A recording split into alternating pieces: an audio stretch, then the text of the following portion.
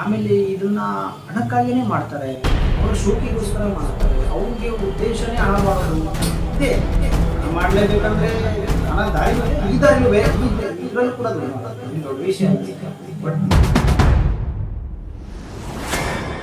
ಒಳ್ಳೆಯವರು ಇದ್ದಾರೆ, ಕೆಟ್ಟವರು ಇದ್ದಾರೆ. ನಾನು ಒಳ್ಳೆಯವನು, ನನ್ನ ನಂಬಿ ಅಂತ ನಾನು ಹೇಳಕ್ಕಾಗಲ್ಲ ಸರ್.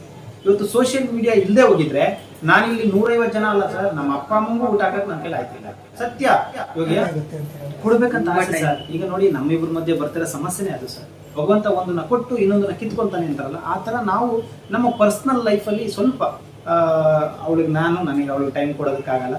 ಸೊ ಹಂಗಾಗಿ ಬಟ್ ನಿಜವಾಗ್ಲೂ ಹೊರಗಡೆ ಖುಷಿಯಾಗಿದೆ, ಮನಸ್ಸೊಳಗಡೆ ಖುಷಿ ಇದೆ ಸರ್.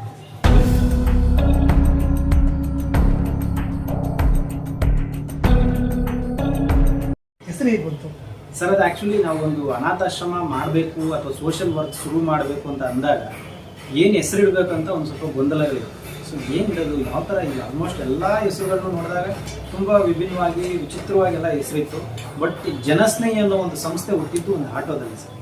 ಒಂದು ಆಟೋದಲ್ಲಿ ಜರ್ನಿ ಮಾಡೋ ಟೈಮಲ್ಲಿ ನಾವು ಫ್ರೆಂಡ್ಸ್ ಎಲ್ಲ ಡಿಸ್ಕಸ್ ಮಾಡುವಾಗ ಯಾವ್ದು ಹೆಸರು ಇಡಬೇಕಂತ ಬಂದಾಗ ನನ್ನ ಮನಸ್ಸಲ್ಲಿ ಸಡನ್ನಾಗಿ ಜನಸ್ನೇಹಿ ಅಂತ ಹೇಳೋಣ ಅಂತೇಳಿ, ಜನಸ್ನೇಹಿಯಾಗಿ ಆ ಜನರು ಮನಸ್ಸು ಗೆಲ್ಲೋ ಕಡೆ ನಮ್ಮ ಕೆಲಸ ಸಾಗ್ತಾ ಇದೆ. ಸೊ ಎಲ್ಲರೂ ಒಂದು ಕಡೆ ಜನರು ಅದು ಬರೀ ಯೋಗೇಶ್ ಅಷ್ಟೇ ನನ್ನ ಹೆಸರು. ಕಾಮನ್ ಆಗಿ ನನ್ನ ಹೆಸರು ಯೋಗೇಶ್ ಅಂತ. ಅದು ಟ್ಯಾಕ್ಸಿ ಚಾಲಕ ಯೋಗೇಶ್ ಅಂತ ಹೇಳ್ಕೊಳಕ್ಕೆ ನಾನು ತುಂಬ ಹೆಮ್ಮೆ ಪಡ್ತೀನಿ. ನಾನು ಟ್ಯಾಕ್ಸಿ ಚಾಲಕ ಯೋಗೇಶ್, ನಾನು ಸಾಯೋವರೆಗೂ ಕೊನೆ ಉಸಿರಿರೋವರೆಗೂ ನಾನು ಟ್ಯಾಕ್ಸಿ ಚಾಲಕ. ಬಟ್ ಆದರೆ ಜನಸ್ನೇಹಿ ಅನ್ನೋ ಬಿರುದು ಜನಗಳಿಂದ ಬಂದಿತ್ತು. ಸೊ ಜನಗಳಿಗೋಸ್ಕರ ಕೆಲಸ ಮಾಡ್ತಿರೋದ್ರಿಂದ ಜನಗಳು ಜನಸ್ನೇಹಿ ಯೋಗೇಶ್ ಅಂತ ಕರೆದು ಇವತ್ತು ಅದೇ ಸಂಸ್ಥೆ, ಜನಸ್ನೇಹಿ ಅನ್ನೋ ಸಂಸ್ಥೆ ಇವತ್ತು ರಾಜ್ಯದಲ್ಲಿ ಎಲ್ಲರ ಮನೆ ಮಾತಾಗ್ತಾ ಇದೆ. ಸೊ ಸಮಾಜದಲ್ಲಿ ಎಲ್ಲರೂ ನನ್ನನ್ನು ಒಂದು ಪ್ರೀತಿಸ್ತಾ ಇದ್ದಾರೆ, ಖುಷಿ ಆಗ್ತದೆ. ಜನಸ್ನೇಹಿ ಯೋಗೇಶ್ ಅವರ ಧರ್ಮ ಪತ್ನಿಯಾಗಿ ನಿಮಗೆ ಖುಷಿ ಇದೆ? ತುಂಬ ಖುಷಿ ಇದೆ ಸರ್, ಹೇಳ್ಕೊಳಕ್ಕಾಗಲ್ಲ ಖುಷಿನೆಲ್ಲ. ಎಕ್ಸ್ಪೆಕ್ಟೇಷನು ಮಾಡಿಲ್ಲ ನಾವು. ಸೊ ಖುಷಿಯಾಗಿದೆ, ಮನುಷ್ಯರಾಗಿ ಹುಟ್ಟಿದ್ದೀರಲ್ವಾ. ಸೊ ನಿಜವಾಗ್ಲೂ ಹ್ಯಾಪಿ ಆಗಿದೆ ಸರ್. ಹೇಳ್ಬೇಕು ಅಂದರೆ ಈಗ ಮೇಡಮ್ ಹೇಳಿದ್ರು ಜನಸ್ನೇಹಿ ಯೋಗೇಶ್ ಹೆಂಡತಿ ಆಗಿದ್ದಕ್ಕೆ ತುಂಬ ಖುಷಿಯಾಗಿದೆ ಅಂತ. ಬಟ್ ನಿಜವಾಗ್ಲೂ ಹೊರಗಡೆ ಖುಷಿಯಾಗಿದೆ, ಅವರಿಗೆ ಮನಸ್ಸೊಳಗಡೆ ಖುಷಿ ಇಲ್ಲ ಸರ್. ಇದನ್ನು ನಾನು ಓಪನ್ ಆಗಿ ಹೇಳ್ಬಲ್ಲೆ. ಯಾಕೆ ಅಂತ ಹೇಳಿದ್ರೆ ಪ್ರತಿಯೊಂದು ಹೆಣ್ಣಿಗೂ ಒಂದು ಆಸೆಗಳಿರುತ್ತೆ. ಮದುವೆ ಆದಮೇಲೆ ತನ್ನದೇ ಆದಂಥ ಒಂದು ಜೀವನ, ಗಂಡ, ಮನೆ, ಮಕ್ಕಳು, ಹೊರಗಡೆ ಹೋಗ್ಬೇಕು, ಬರಬೇಕು, ಸುತ್ತಬೇಕು, ಏನೋ ಒಂದು ಲೈಫಲ್ಲಿ ಎಲ್ಲರ ಲೈಫಲ್ಲೂ ಮನುಷ್ಯರಾಗಿ ಹುಟ್ಟಿದೀವಲ್ಲ ನಾವೆಲ್ಲ ಮನುಷ್ಯರೇ. ಸೊ ಎಲ್ರಿಗೂ ಭಾವನೆಗಳು ಯಾವ್ಯಾವ ರೀತಿ ಇರುತ್ತೋ ಅದೇ ರೀತಿ ನಮಗೂ ಭಾವನೆಗಳಿರುತ್ತೆ. ಆದರೆ ಈ ಒಂದು ನಮ್ಮ ಒಂದು ಸಮಾಜ ಸೇವೆ ಜಂಜಾಟದಲ್ಲಿ ನಾವು ನಮಗೆ ಅಂದರೆ ನಮ್ಮಲ್ಲಿರ್ತಕ್ಕಂಥ ಒಂದಷ್ಟು ಏನಂತಾರೆ ಅದನ್ನು ಯಾವ ಥರ ಹೇಳ್ಬೇಕಂತ ನನಗೆ ಗೊತ್ತಿಲ್ಲ. ಅಂದರೆ ಎಲ್ಲೋ ಈಗ ಪರ್ಸನಲ್ ಲೈಫ್ ಅಂತ ಇದೆಯಲ್ಲ, ಅದೆಲ್ಲ ಒಂದು ಕಡೆ ನಮ್ಮಿಬ್ಬರಿಗೂ ತುಂಬ ಗ್ಯಾಪು, ಕಮಿಟ್ಮೆಂಟ್ಗಳು, ಪ್ರಾಬ್ಲಮ್ಗಳು. ಈ ಒಂದು ಸಮಾಜ ಸೇವೆಯಲ್ಲಿ ನಾವು ಬೆಳಗಿಂದ ಸಂಜೆವರೆಗೂ ತೊಡಗಿರೋದ್ರಿಂದ ನಮ್ಮ ಪರ್ಸನಲ್ ಲೈಫ್ ಕಡೆಗೆ ನಾವು ಟೈಮ್ ಕೊಡೋದಕ್ಕೆ ಆಗ್ತಾ ಇಲ್ಲ. ಬಟ್ ಎಲ್ಲೋ ಒಂದು ಕಡೆ ಖುಷಿ ಆಗುತ್ತೆ, ಜನಗಳು ನಮ್ಮನ್ನು ಪ್ರೀತಿಸಿದಾಗ, ಗೌರವಿಸಿದಾಗ, ನಮ್ಮನ್ನ ಶಬಾಷ್ ಯೋಗೇಶ್ ಅಂದಾಗ, ಅಥವಾ ಮನೆ ಕರ್ಕೊಂಡಾಗ ಹೊಟ್ಟೆ ತುಂಬ ಊಟ ಕೊಟ್ಟಾಗ, ನಮ್ಮನ್ನೆಲ್ಲೋ ರೋಡಲ್ಲಿ ನಿಲ್ಲಿಸಿ ಒಂದು ಸೆಲ್ಫಿ ತೊಗೊಂಡು ನಮಗೊಂದು ಹೂನಾರ ಹಾಕಿದಾಗ ಬಹಳ ಖುಷಿ ಆಗುತ್ತೆ. ಬಟ್ ಈ ಖುಷಿನೆಲ್ಲ ಸಂಪಾದನೆ ಮಾಡೋದಕ್ಕೆ ಏನೋ ಒಂದನ್ನ ಕಳ್ಕೊಬೇಕಾಗತ್ತೆ ಅಂತ ಹೇಳ್ತಾರಲ್ಲ, ಭಗವಂತ ಒಂದನ್ನ ಕೊಟ್ಟು ಇನ್ನೊಂದನ್ನ ಕಿತ್ಕೊಂತಾನೆ ಅಂತಾರಲ್ಲ, ಆ ಥರ ನಾವು ನಮ್ಮ ಪರ್ಸನಲ್ ಲೈಫಲ್ಲಿ ಸ್ವಲ್ಪ ನನಗೆ ಅವಳಿಗೆ ಟೈಮ್ ಕೊಡೋದಕ್ಕಾಗಲ್ಲ. ಸೊ ಹಂಗಾಗಿ ಈಗ ನೀವು ಒಬ್ಬ ಹುಡುಗಾಗಿ ನೀವು ಸಹಿಸ್ಕೋತೀರ, ಹೊರಗಡೆ ಕೆಲಸ ಹೆಂಗೋ ಕೆಲ್ಸಕ್ಕೆ ಹೋಗ್ತಾ ಇರ್ತೀರ, ಅದ್ರ ಜೊತೆಗೆ ಇದು ನಾರ್ಮಲ್ ಕೆಲಸ ಅಂತ ಅನ್ಕೋತೀರ. ಬಟ್ ಇವರು ಮನೇಲಿ ಇರ್ತಾರೆ. ನೀವು ಹೇಳಿ, ಈಗ ಒಂದು ಹುಡುಗಿ ನಾರ್ಮಲ್ ಆಗಿ ಅದ್ರ ಕನಸುಗಳಿರುತ್ತೆ, 100 ಕನಸಿರುತ್ತೆ. ಮಗನೋ ಗಂಡನ ಜೊತೆ ಟ್ರಿಪ್ ಹೋಗಿ ಬರಬೇಕು, ಹೇಗೆ ನಿಭಾಯಿಸ್ತೀರ? ಏನೂ ಇಲ್ಲ ಸರ್, ಅವ್ರ ಕಷ್ಟನ ನೋಡಿ ಅದನ್ನೆಲ್ಲ ನನ್ನ ಕಣ್ಮುಂದೆನೂ ಬರಲ್ಲ. ಕಣ್ಮುಂದೆ ಬಂದರೆ ವಿತಿನ್ ಸೆಕೆಂಡ್ ಅಷ್ಟೇ, ಆಮೇಲೆ ನಾನೇ ಸುಮ್ಮನಾಗ್ಬಿಡ್ತೀವಿ. ಅವರ ಶ್ರಮ ಅಷ್ಟಿರುತ್ತೆ. ಈಗ ನಾನೇನೋ ನನ್ನ ಕನಸನ್ನ ನಾನೇನೋ ಹೇಳ್ಕೊಳಕ್ ಹೋದಾಗ ಇಂತಿಷ್ಟು ಜನ 150 ಜನ ನನ್ನ ಕಣ್ಮುಂದೆ ಬರ್ತಾರೆ. ಸೊ ನಾನು ಒಂದು ಕ್ಷಣಿಕ ಅದನ್ನ ಏನೋ ಈಗ ಓದೋ 2 ನಿಮಿಷ ಬಂದ್ಬಿಟ್ಟೋ ಅದೇನೋ ಅನ್ನೋ ಥರ ಇರಬಾರ್ದು. ಸೊ 150 ಜನಕ್ಕೋಸ್ಕರ ನನ್ನ ಕನಸನ್ನ ನಾವು ಆಗ್ಲೇ ಬಿಟ್ಬಿಟ್ಟಿದೀವಿ. ಏನಿಲ್ಲ, ಇನ್ನೇನಾದ್ರೂ ಹೋದ್ರೆ ಒಂದು 9 ಗಂಟೆ ಮೇಲೆ ನೆಲ್ಮಗ್ಲಿಕ್ಕೆ ಹೋಗಿ ಪಾನಿಪುರಿ ಪುಡಿ ತಿನ್ಕೊ ಬರ್ತೀವಿ. 9 ಗಂಟೆ ಮೇಲೆ 9 ಗಂಟೆ ಮೇಲೆ ಅದು ತಿಂಗಳಲ್ಲಿ ಕೊಡ್ಬೇಕಂತ ಆಸೆ ಸರ್. ಈಗ ನೋಡಿ, ನಮ್ಮಿಬ್ಬರ ಮಧ್ಯೆ ಬರ್ತಿರೋ ಸಮಸ್ಯೆನೇ ಅದು ಸರ್. ಟೈಮ್ ಕೊಡ್ತಾ ಇಲ್ಲ, ಮಕ್ಕಳ ಬಗ್ಗೆ ಕಾಳಜಿ ವಹಿಸ್ತಾ ಇಲ್ಲ. ಎಲ್ಲೋ ಹೋಗ್ತೀಯಾ, ಎಲ್ಲೋ ಬರ್ತೀಯಾ, ರಾತ್ರಿ 10 ಗಂಟೆಗೆ ಬರ್ತೀಯಾ, ಮೊಬೈಲಲ್ಲೇ ಇರ್ತೀಯಾ. ಪ್ರಪಂಚ ಇಲ್ಲ ಸರ್, ಬೇರೆ ಪ್ರಪಂಚನೇ ಇಲ್ಲ. ಯಾರ ಹತ್ರ ಹೇಳ್ಕೊಂಡ್ರೆ ಸಮಸ್ಯೆ ಬಗೆಹರಿಲ್ಲ ಸರ್. ಈಗ ನನಗೊಂದು ದುಡ್ಡು ಬೇಕು, ಏನೋ ಸಂಸ್ಥೆ ನಡೆಸ್ತಾ ಇದೀನಿ, ಏನೋ ನಡೆಸ್ಬೇಕು, ಏನೋ ಬೇಕು ಸರ್, ಆನ್ ದ ಸ್ಪಾಟ್ ದುಡ್ಡು ಬೇಕಂದ್ರೆ ನಿಮ್ಮನ್ನು ಕೇಳಿದ್ರೆ ನಾನು ಕೊಡಲ್ಲ ಸರ್. ನಾನು ಸೋಷಿಯಲ್ ಮೀಡಿಯಾದಲ್ಲೇ ಕೆಲಸ ಮಾಡಿ ತೋರಿಸ್ಬೇಕು. ಸೋಷಿಯಲ್ ಮೀಡಿಯಾ ನೋಡಿ ಸರ್, ಈಗ ನನ್ನ ಹತ್ರ ಮೊಬೈಲ್ ಇದೆ, ಈ ಮೊಬೈಲ್ನ ಎಷ್ಟು ಜನ ಯಾವ್ಯಾವ ರೀತಿ ಬಳಸ್ಕೊಂತಾರೋ ಗೊತ್ತಿಲ್ಲ ಸರ್. ಇದು ಒಂದು ಮೊಬೈಲು ಇಡೀ ನನ್ನ ಲೈಫ್ನ ಬದಲಾಯಿಸಿದೆ, ಇಡೀ ನನ್ನ ಜೀವನವನ್ನ ಬದಲಾಯಿಸಿದೆ, ಇಡೀ ನನ್ನ 150 ಜನಕ್ಕೆ ಈಗ ಅನ್ನ ಆಗ್ತದೆ. ಮೊಬೈಲ್ ಆಗ್ತಾ ಇರೋದು. ಯೋಗೇಶ್ ಅಂತ ಎಲ್ಲ ತಪ್ಪು ತಿಳ್ಕೊಂತಿದ್ದಾರೆ. ಸೋಷಿಯಲ್ ಮೀಡಿಯಾ ಅನ್ನೋದು ಯಾವ ಮಟ್ಟಕ್ಕೆ ಇದೆ ಅಂದ್ರೆ, ಒಂದಷ್ಟು ಜನ ಮಾತಾಡ್ತಾರೆ, ಸೋಷಿಯಲ್ ಮೀಡಿಯಾ ಯೂಸ್ ಮಾಡಿದವರೆಲ್ಲ ಕೆಟ್ಟದಾರಿ ಹಿಡಿತಾರೆ, ಹಳ್ಳಕ್ಕೆ ಹೋಗವ್ರೆ, ಅಥವಾ ಅದರಲ್ಲಿ ಮುಳುಗ್ದವರೆಲ್ಲ ಜೀವನ ರೂಪಿಸ್ಕೊಳಕ್ ಆಗಲ್ಲ. ಸೊ ಎಲ್ಲ ಒಂದ್ ಕಡೆ ಸರಿ ಅನ್ಸುತ್ತೆ, ಎಲ್ಲ ಒಂದ್ ಕಡೆ ತಪ್ಪು ಅನ್ಸುತ್ತೆ. ನಾವು ಯಾವ ರೀತಿ ನಾವು ನಮ್ಮ ವೇನ ನಾವು ಯಾವ ರೀತಿ ನೋಡ್ಕೊಂತೀವಿ, ನಮ್ಮ ಜೀವನನ ಯಾವ ರೀತಿ ನಾವು ಬದಲಾಯಿಸ್ಕೋಬೇಕಂತ ತೀರ್ಮಾನ ಮಾಡ್ತೀವಿ, ಅದೆಲ್ಲವೂ ನಮ್ಮ ಕೈಲೇ ಇದೆ. ಇವತ್ತು ಸೋಷಿಯಲ್ ಮೀಡಿಯಾ ಇಲ್ಲದೆ ಹೋಗಿದ್ರೆ ನಾನಿಲ್ಲಿ 150 ಜನ ಅಲ್ಲ ಸರ್, ನಮ್ಮ ಅಪ್ಪ ಅಮ್ಮಂಗೂ ಊಟ ಹಾಕಕ್ ನನ್ನ ಕೈಲಿ ಆಯ್ತಿಲ್ಲ. ಸತ್ಯ. ಇವಾಗ ಏನೋ ನಾನು 150 ಜನಕ್ಕೆ ಊಟ ಕೊಡ್ತಾ ಇದೀವಿ ಅಂದ್ರೆ ಅದು ಜನ ನಮ್ಮಲ್ಲಿ ಒಂದು ಪ್ರೀತಿ, ಗೌರವ, ಆಶೀರ್ವಾದ, ಸಹಾಯ ಅದೆಲ್ಲ ನಮ್ಮನ್ನು ಹುಡುಕೊಂಡು ಬರ್ತಾ ಇದೆ. ನಾವು ನೋಡಿ ಸರ್ ಎಲ್ಲೂ ಹುಡ್ಕೊಂಡು ಹೋಗ್ತಾ ಇಲ್ಲ. ಜನ ಇದನ್ನ ಚೆನ್ನಾಗಿ ಅರ್ಥ ಮಾಡ್ಕೊಳ್ಬೇಕು. ಜನಸ್ನೇಹಿ ಸಂಸ್ಥೆ ಯಾರ ಕೊಳಪಟ್ಟೆ ಹಿಡ್ಕೊಂಡು ಕೇಳ್ತಾ ಇಲ್ಲ ಸರ್.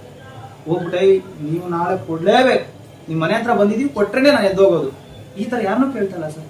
ವಿಡಿಯೋ ಮುಖಾಂತರ ಕೇಳ್ತೀವಿ, ಪ್ರೀತಿ ಇರೋದು, ಆಶೀರ್ವಾದ ಮಾಡ್ಬೇಕು ಅನ್ಕೊಂಡವರು ಜೀವನದಲ್ಲಿ ನಾನಾ ತಪ್ಪುಗಳನ್ನ ಮಾಡ್ಬಿಟ್ಟಿರ್ತಾರೆ. ಬಟ್ ಸರಿ ಮಾಡ್ಕೊಳಕ್ಕೆ ಎಲ್ಲೋ ಒಂದು ಅವಕಾಶ. ಇದು ಮನುಷ್ಯ ಸರ್, ಮನುಷ್ಯನಾಗಿರೋ ತಪ್ಪು ಮಾಡ್ಲೇಬೇಕು. ಎಲ್ಲೋ ಒಂದ್ ಕಡೆ ತಪ್ಪು ಮಾಡಿರ್ತೀವಿ, ಅದನ್ನ ತಿದ್ದುಕೊಳ್ಳೋದಕ್ಕೆ ಒಂದು ಅವಕಾಶ. ಹೆಂಗೋ ಒಂದು ದಾನ ಮಾಡ್ಬೇಕು, ಯಾರಿಗೋ ಒಂದು ಊಟ ಕೊಡಿಸ್ಬೇಕು, ಯಾರಿಗೋ ಒಂದ್ ಜೊತೆ ಬಟ್ಟೆ ಕೊಡಿಸ್ಬೇಕು ಅಂದಾಗ ನಮಗೆ ನಾವೇ ಅನ್ಕೋತೀವಿ ನಾವು ಮಾಡಿದಂಥ ಪಾಪ ಎಲ್ಲೋ ಒಂದ್ ಕಡೆ ಕಮ್ಮಿ ಆಗ್ಬೋದು, ಪರಿಹಾರ ಸಿಗ್ಬೋದು ಅಂತ. ಸೊ ಪರಿಹಾರ ಸಿಗ್ಲಿಲ್ಲ ಅಂದ್ರೂ ನಾವು ಮಾಡಿದಂಥ ಪಾಪಕ್ಕೆ ಎಲ್ಲೋ ಒಂದ್ ಕಡೆ ನಮ್ಮ ಮನಸ್ಕಾರ ಸಮಾಧಾನ ಸಿಗುತ್ತೆ. ನಾನು ಏನೋ ಒಂದು ತಪ್ಪು ಮಾಡಿದ್ದೆ, ಇವತ್ತೊಂದು 150 ಜನಕ್ಕೆ ನಾನು ಏನೋ ಪ್ರಸಾದ ಕೊಟ್ಟೆ, ಊಟ ಕೊಟ್ಟೆ, ಹಾಗಾಗಿ ನನ್ನ ಮನಸ್ಸಿನ ಭಾರವನ್ನ ಕಮ್ಮಿ ಮಾಡ್ಕೊಳ್ಳೋಕೆ ಇದೊಂದು ಅವಕಾಶ. ಇನ್ನೊಂದು, ಕೆಲವೊಬ್ಬರಿಗೆ ಕೊಡ್ಬೇಕು ಅಂತ ಆಸೆ, ಬಟ್ ದಾರಿ ಗೊತ್ತಿಲ್ಲ, ಎಲ್ಲಿ ಕೊಡ್ಬೇಕು, ಏನ್ ಮಾಡ್ಬೇಕು ಅಂತ. ಈ ಸಮಾಜದಲ್ಲಿ 2 ತರ ಜನನೂ ಇದ್ದಾರೆ ಸರ್. ಒಳ್ಳೆಯವರು ಇದ್ದಾರೆ, ಕೆಟ್ಟವರು ಇದ್ದಾರೆ. ನಾನು ಒಳ್ಳೆಯವನು, ನನ್ನ ನಂಬಿ ಅಂತ ನಾನು ಹೇಳಕ್ಕಾಗಲ್ಲ ಸರ್. ಭಾವನೆ ಅವ್ರಿಗೆ ಬಿಟ್ಟಿದ್ದು, ಕೆಲಸ ನನಗಿತ್ತು. ನನ್ನ ಕೆಲಸ ನಾನು ಮಾಡಬೇಕು. ಯಾರಿಗೆ ಕೊಡಬೇಕು, ಯಾರಿಗೆ ಕೊಡಬಾರ್ದು ಅನ್ನೋದನ್ನ ಅವರು ಡಿಸೈಡ್ ಮಾಡಬೇಕು. ಇವತ್ತು ಜನ ಏನಾದ್ರು ನಾನು ಯಾಕೆ ಕೊಡ್ಬೇಕು ಯೋಗೇಶ್ಗೆ ಅಂತ ಡಿಸೈಡ್ ಮಾಡ್ಬಿಟ್ಟಿದ್ರೆ, ಯಾಕೆ ಯೋಗೇಶ್ಗೆ ನಾನು ಸಹಾಯ ಮಾಡ್ಬೇಕಂತ ಡಿಸೈಡ್ ಮಾಡಿದ್ರೆ, ನಾನೇನು ಸರ್ 150 ಜನ, 200 ಜನ, 300 ಜನ ಜನಸ್ನೇಹಿ ಅಂದ್ರೆ ಜನಗಳು ಸರ್ ಅಷ್ಟೇ. ಅವ್ರಿಗೆ ಬಿಟ್ಟಿದ್ದು, ಅವ್ರ ಸಂಸ್ಥೆ, ಅವ್ರ ಕೆಲಸ ಇದು. ನನ್ನ ಕೆಲಸ ಏನಪ್ಪಾ ಅಂದ್ರೆ, ನೋಡಪ್ಪ ಯೋಗೇಶ್, ಇಲ್ಲಿ ತಂದು ಒಂದು ಹಣ್ಣಿನ ಬುಟ್ಟಿ ಇಟ್ಟಿದ್ದೀನಿ, ಈ ಹಣ್ಣಿನ ಬುಟ್ಟಿನ ನೀನು ತಿನ್ನು, ಜೊತೆಗೆ ನಿನ್ ಜೊತೆಲಿ ಇರೋರ್ಗು ತಿನ್ಸು. ಅರ್ಥ ಆಗ್ತಿದೆ ಸರ್?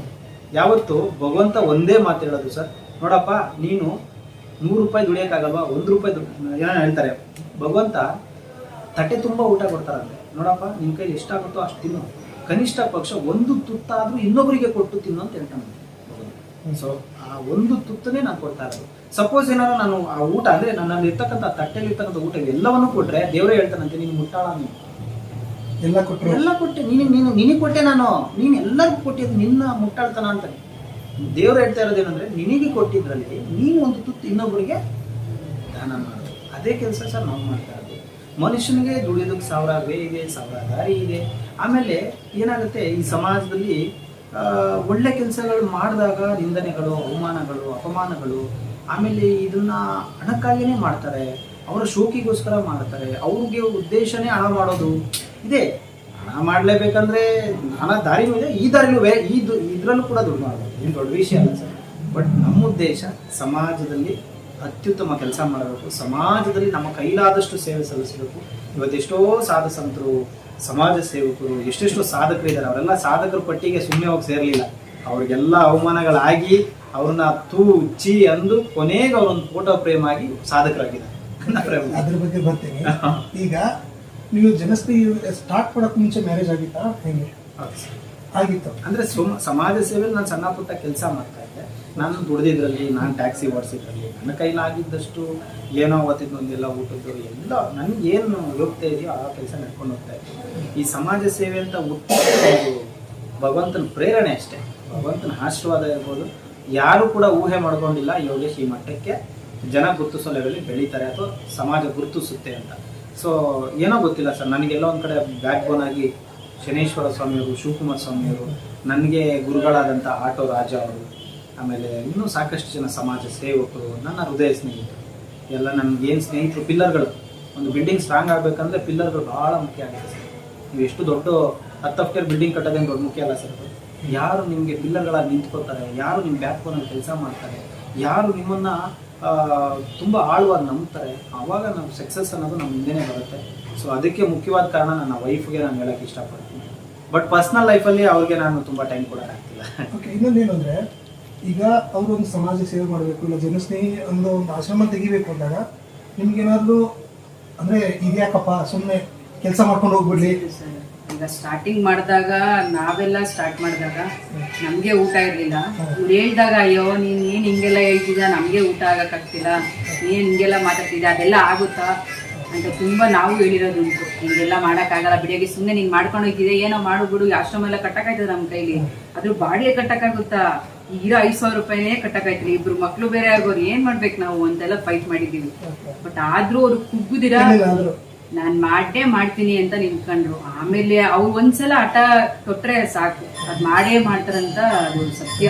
ನಿಮ್ ಸಾಥ್ ಹೇಗಿತ್ತು ಅವ್ರ ಜೊತೆ? ಅವ್ರು ಮಾಡೋದಕ್ಕೆ ಪ್ರತಿಯೊಂದಕ್ಕೂ ನಾನು ನಿಂತ್ಕೊಂತೀನಿ ಸರ್. ನಾನು ಮುಂದೆ ಬರ್ಲಿಲ್ಲ ಅಂದ್ರೆ ನೀವು ಮಾಡಿ ಅಂತ ಅನ್ನೋದು ನನ್ನ ಬಾಯಿಂದ ಬರುತ್ತೆ. ಯಾವುದೇ ಇದು ಮಾಡ್ಬೇಡ ಅಂತ ಹೇಳಲ್ಲ. ಈಗ ಸರ್ ನೀವು ಜನಸ್ನೇಹಿ ಸ್ಟಾರ್ಟ್ ಮಾಡೋಕೆ ಮುಂಚೆ ಏನೇನೆಲ್ಲ ಕೆಲಸ ಮಾಡ್ತಾ ಇದ್ದೀರಾ ಸರ್? ಇದು ಜನಸ್ನೇಹಿ ಯೋಗೇಶ್ ಅವರ ಇವತ್ತಿನ ಏಳಿಗೆ ಆಗಿರ್ಬೋದು, ಇವತ್ತಿನ ಇವು ಬಿಡಪ್ಪ ಅವ್ರಿಗೇನೋ 150 ಜನ ಇದ್ದಾರೆ, ಥರ ಬಿಸ್ನೆಸ್ ಥರ ಮಾಡ್ಕೊಂಡ್ಬಿಟ್ಟವ್ರೆ ಅದನ್ನ ಅಂತ ಒಂದು 10 ಜನ ಮಾತಾಡ್ತಾರೆ ಅಂತ ಮಾತಾಡ್ಕೊಳ್ಳೋರ್ಗೆ ಒಂದು ಮಾತು ಹೇಳ್ಬೋದು ಸರ್. ಯೋಗೇಶ್ನ ನೀವು ಈ ವೇಲ್ ನೋಡೋದಕ್ಕಿಂತ ಅವ್ನು ಲೋ ಲೆವೆಲಿಂದ ಹೆಂಗೆ ಬಂದ, ಎಷ್ಟು ಕಷ್ಟಪಟ್ಟ, ಯಾವ್ಯಾವ ರೀತಿ ಜೀವನ ಸಾಧಿಸಿದ್ದಾನೆ. ಬಸ್ ಡಿಪೋದಲ್ಲಿ ಕೆಲಸ ಮಾಡಿದ್ದೀನಿ ಸರ್, ಬಸ್ ಡಿಪೋದಲ್ಲಿ ಕ್ಲೀನರಾಗಿ ಕೆಲಸ ಮಾಡಿದ್ದೀನಿ, ಬಸ್ ಗ್ಲಾಸ್ ಹೊಡ್ಸಿದ್ದೀನಿ, ಹೋಟ್ಲಲ್ಲಿ ಕ್ಲೀನರಾಗಿ ಕೆಲಸ ಮಾಡಿದ್ದೀನಿ ಸರ್. ನಾನು ಮಾಡದಿರೋ ವರ್ಕೇ ಇಲ್ಲ ಸರ್.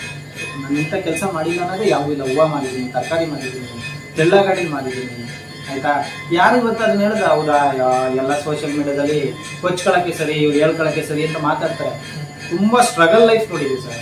ಒಂದು ತುತ್ತು ಅನ್ನದ ಬೆಲೆ ಏನಂತನೂ ನಮ್ಗೆ ಚೆನ್ನಾಗಿ ಗೊತ್ತಿದೆ ಸರ್. ಅಳಸಿದ ಅನ್ನ ತಿಂದಿದ್ದು ನೆನಪು ಇದೆ, ಕೊನೆ ಪಕ್ಷ ಮುದ್ದೆ ಕೆಳಗಡೆ ಸೀಕ್ ತಿಂದಿರೋ ನೆನಪು ಕೂಡ ಇವತ್ತು ಹಂಗೆ ಇದೆ ಸರ್. ಇವತ್ತಿಗೂ ನಮಗೆ ಯಾವುದೇ ಕಾರಣಕ್ಕೂ ದುರಹಂಕಾರ ಆಗಲಿ, ಅಹಂಕಾರ ಆಗಲಿ, ಅಹಂ ಆಗಲಿ ಇವತ್ತಿಗೂ ಬರೋದು ಬೇಡ. ಅದು ಬಂದಿದ್ದ ದಿನ ನಾವು ಈ ಭೂಮಿ ಮೇಲೆ ಇರೋದು ಬೇಡ ಸರ್.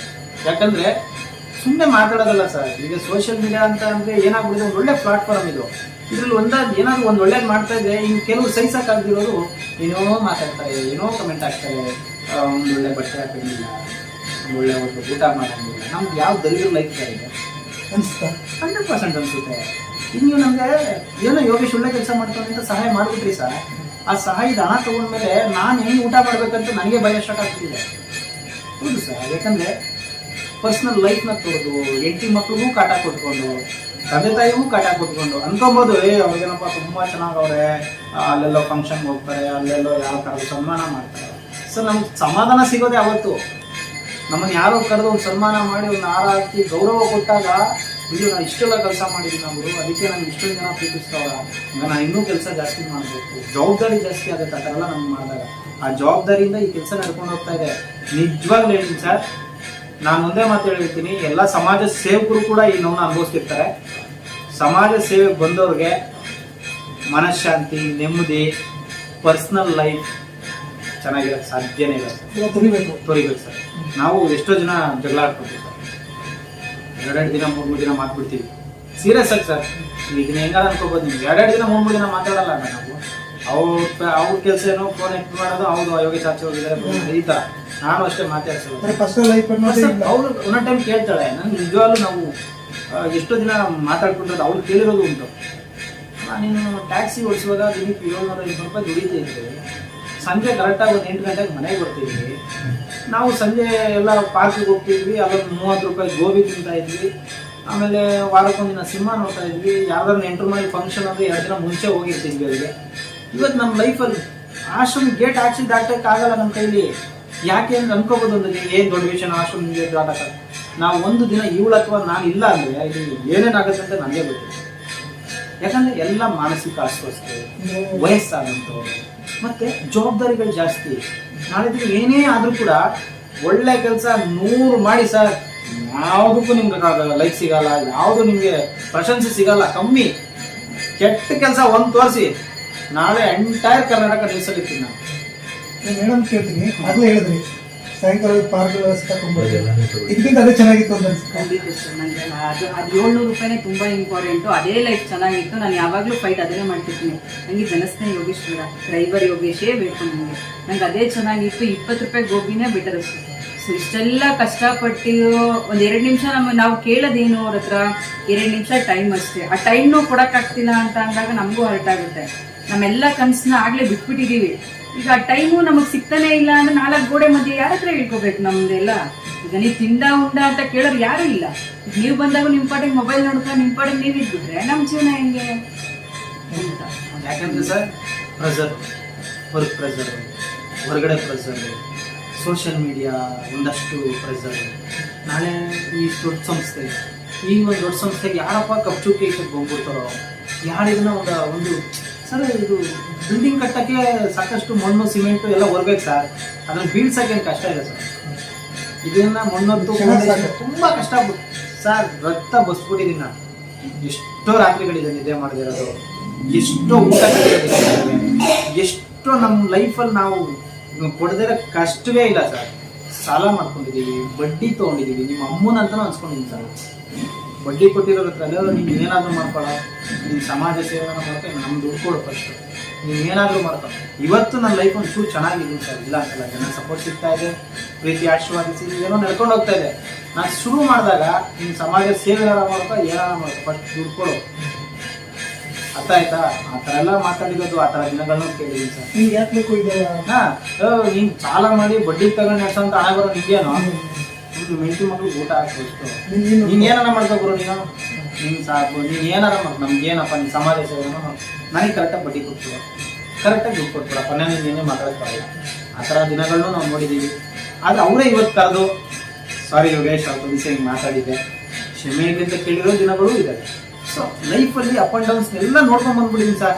ಇಷ್ಟು ಚಿಕ್ಕ ವಯಸ್ಸಿಗೆ ನಮ್ಗೆ ಏನೆಲ್ಲ ಅವಮಾನಗಳು ಸರ್, ಹಿಂಗೆ ಅವಮಾನ ಮಾಡೋದಕ್ಕೆ ಜನ ಕೈಲಿ ಆಗಲ್ಲ ಸರ್. ಯಾಕಂದ್ರೆ ಅಷ್ಟು ಮೀರ್ಬಿಟ್ಟಿದ್ದೀನಿ ನಾನು. ಒಂಥರ ಹೆಂಗೆ ಅಂತ ಹೇಳಕ್ ಬರಲ್ಲ, ಅಷ್ಟು ಮೀರಿ ಒಂಥರ ಬಂಡೆ ತರ ನಿಂತ್ಕೊಂಡ್ಬಿಟ್ಟಿದ್ದೀನಿ. ಎಷ್ಟು ಚೆನ್ನಾಗಿ ಕಲ್ಲು ನೋಡ್ಕೊಳ್ಳಿ, ಆ ಕಲ್ಲನ್ನೇ ಮೆಟ್ಲು ಮಾಡ್ಕೊಂಡು ನಾನು ಪಾಡಿನ ಹೋಯ್ತಾ ಇರ್ತೀನಿ ಅಂತ. ಈಗ ಇನ್ನೊಂದು